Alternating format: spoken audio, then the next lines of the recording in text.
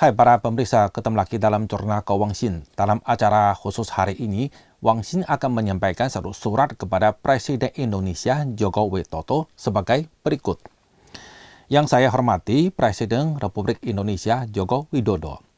Nama saya Wang Xin, seorang warga negara Tiongkok tapi juga pencinta negara seribu pulau. Baru-baru ini Anda telah mengadakan hubungan telepon dengan Presiden Tiongkok Xi Jinping untuk menyatakan dukungan atas perjuangan anti wabak COVID-19 yang sedang berlangsung di Tiongkok. Sementara seluruh masyarakat Indonesia juga memberikan sumbangan dan dukungan dalam segala bentuk kepada Tiongkok. Di sini saya menyampaikan terima kasih sebesar-besarnya. Pada awal terjadinya wabak ini di Tiongkok, pemerintah Indonesia dengan segera mengambil sejumlah langkah untuk mencegah COVID-19, termasuk menghentikan penerbangan, melarang masuknya warga Tiongkok ke Indonesia dan warga Indonesia ke Tiongkok, serta mencabut visa on-arrival dan larangan lainnya. Kami sangat memaklumi keputusan Pak Jokowi tersebut karena seperti yang Anda katakan, kepentingan nasional harus dinomorsatukan. Menurut saya, larangan tersebut akan diperlakukan hingga 29 Februari, yaitu besok. Tapi sejalan dengan telah mulai meratanya wabak di Tiongkok, di sini saya mau mohon apakah Bapak Presiden bisa mempertimbangkan untuk secara terbatas melonggarkan larangan-larangan tersebut, supaya hubungan kedua negara dapat perlahan-lahan kembali normal. Berikut ini beberapa hal dapat Bapak pertimbangkan. Pertama, saat ini wabak di Tiongkok sudah mengalami perbaikan nyata. Misalnya, pasien terdiagnosa di luar Provinsi Hubei karena Hubei masih diisolasi dan warganya tidak bisa keluar. Dari tanggal 23 hingga 27 Februari kemarin hanya tercatat 18, 10, 31, dan 11 kasus. Sedangkan angka ini pada minggu lalu masih lebih dari ratusan.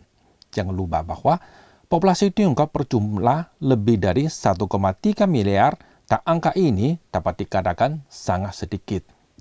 Kedua, saat ini wabak mulai terjangkit ke Korea Selatan, Jepang, dan Eropa, daerah yang sedang mengalami musim dingin.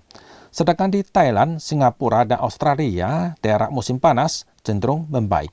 Maka diperkirakan wabak ini lebih mudah dicegah di daerah tropis, termasuk juga di Indonesia. Ketiga, larangan-larangan tersebut sangat mengganggu kerjasama ekonomi kedua negara, karena banyak tenaga teknis dan perlengkapan Tiongkok tidak bisa masuk ke Indonesia.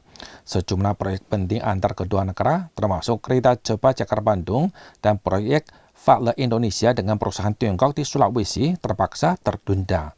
Dan banyak pabrik yang diinvestasi Tiongkok di Indonesia juga tidak bisa beroperasi secara normal. Keempat, larangan tersebut juga mengganggu keyakinan investor dari Tiongkok. Banyak investor yang mengeluh surat izin investor yang diperoleh secara susah payah akan segera jatuh tempo. Karena setelah Imlek mereka tidak bisa pulang ke Indonesia. Ada sebuah pepatah Tiongkok yang berbunyi, keyakinan lebih mahal daripada emas. Kelima, larangan tersebut juga akan menimbulkan gangguan kemanusiaan. Pertukaran antar masyarakat kedua negara berkembang cepat selama tahun-tahun terakhir ini. Saat ini banyak sanak keluarga yang tidak bisa berkumpul walaupun terjadi hal urgen, juga termasuk siswa-siswi yang melanjutkan studi di kedua negara. Keenam, larangan tersebut juga mengganggu ekspor Indonesia. Misalnya ekspor buah-buahan dan sarang burung dari Indonesia ke Tiongkok. Hal ini pasti akan menimbulkan kerugian bagi kedua negara. Di sini saya putarkan beberapa video terkait hal tersebut. Halo, saya Ahyar, saya mahasiswa S3 di Tianjin University. Dan saya berharap pemerintah menormalisasi penerbangan Indonesia dengan Tiongkok agar saya bisa kembali ke sana. Saya mengharapkan wabah virus corona dapat segera berlalu dan hubungan dagang, investasi, dan kunjungan wisatawan serta kunjungan para pejabat kedua negara dapat segera dirajut kembali.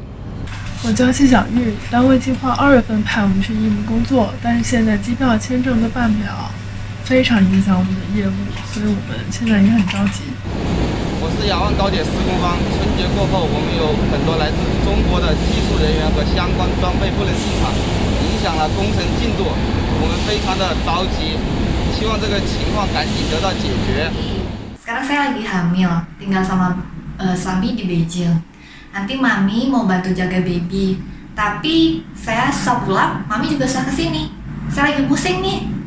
我叫朱福宁，在印尼首都雅加达工作。我在国内的家人，生病，我想回去探望，但是由于我怕回去之后不能再入境印尼，所以我现在非常担心我的家人。我是方太集团印尼分公司总经理孙岭。有个衷心希望中印间的贸易和人员往来能够早日恢复。 Saya berharap pemerintah Indonesia segera menormalisasi arus kirim barang dari Tiongkok ke Indonesia agar usaha saya tetap lancar. Bapak Presiden yang saya hormati, maka di sini saya memohon tampaknya larangan tersebut dilonggarkan secara terbatas agar hubungan kedua negara dapat kembali normal secara perlahan-lahan. Berikut usulan dari saya. Pertama, memulihkan penerbangan langsung antar kedua negara. Pada tahap pertama, dapat dipilih kota-kota besar seperti Beijing, Shanghai, atau Guangzhou dengan jadwal sekali 2 kali seminggu saja, agar dapat memberikan jaminan pokok bagi pertukaran kedua negara.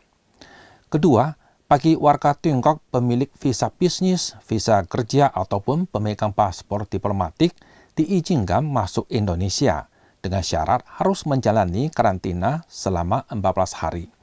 Untuk visa turis dan visa on-arrival tetap dihentikan untuk sementara. Ketiga, tidak melarang perjalanan warga Indonesia ke Tiongkok.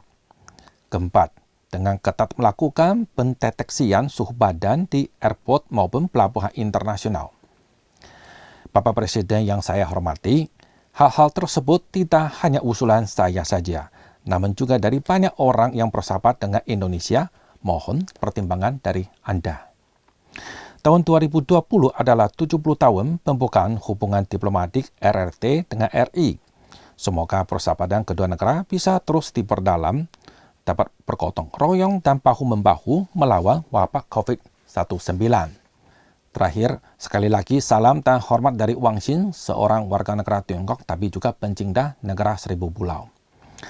Baik, sekian dulu surat saya kepada Presiden Jokowi. Semoga dapat tersampai kepada Presiden Jokowi melalui semua pemirsa saya di Indonesia. Sampai jumpa lagi dalam acara selanjutnya.